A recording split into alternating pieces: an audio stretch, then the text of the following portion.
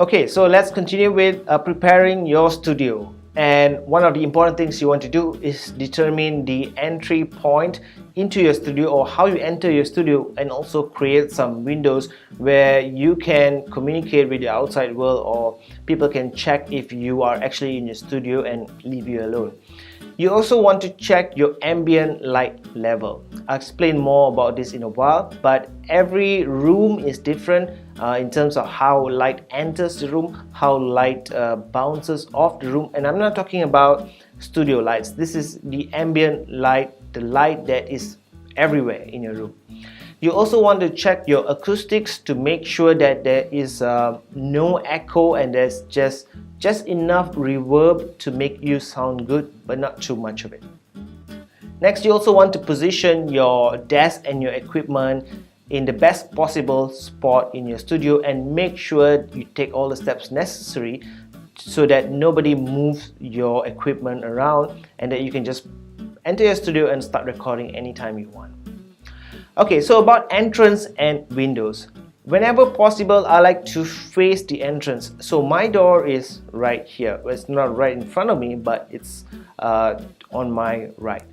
Now, the problem with having the entrance behind you is that, well, as you can guess, someone might just decide to open the door and enter your studio, and if you actually have equipment behind you, that can be quite dangerous to you as well.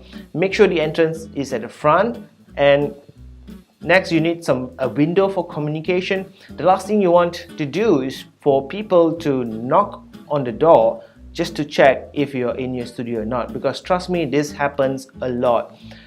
It probably happen a lot when you're at home, and if you're trying to do this when your kids are around or your spouse is around, people just want to check on you, if you're recording or not, because just because you're in your studio, they know that you're not necessarily doing work or recording. So if you're free, why not? They want to have a chat, stuff like that. So if you have a window, then people can actually instantly see if you are recording and leave you alone, or if they have a small hand gestures that they want to show you, then simple communication like that, you can just settle it with a small window. Okay, next, control your light sources in the studio, that in the area that you have designated to be your studio.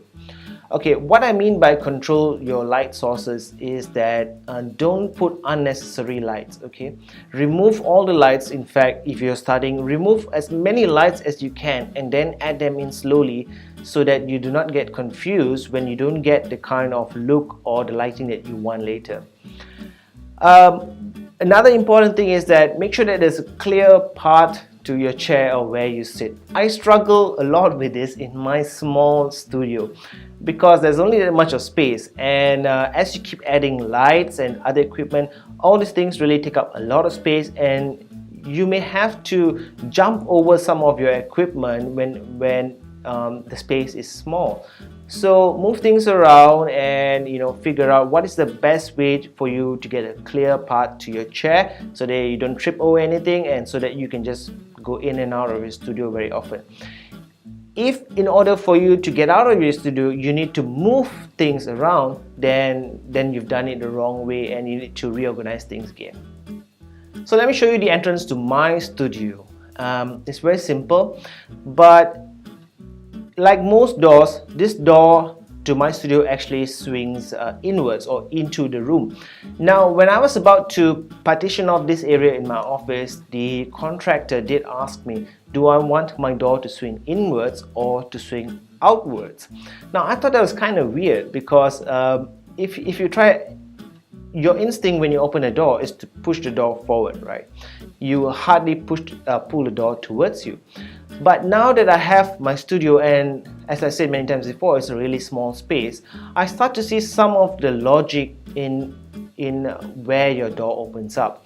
So what I should have done is make sure that my door swings outwards, so that very small space over here that you can see, I can actually have more equipment there and not worry about knocking over those stuff when the door opens. So if possible, try to, if you're building a room from scratch, of course, try to make your doors swing outwards. That way you can be sure that you can open your door safely without banging any of the equipment. You'll also have a few feet of additional space to play around with.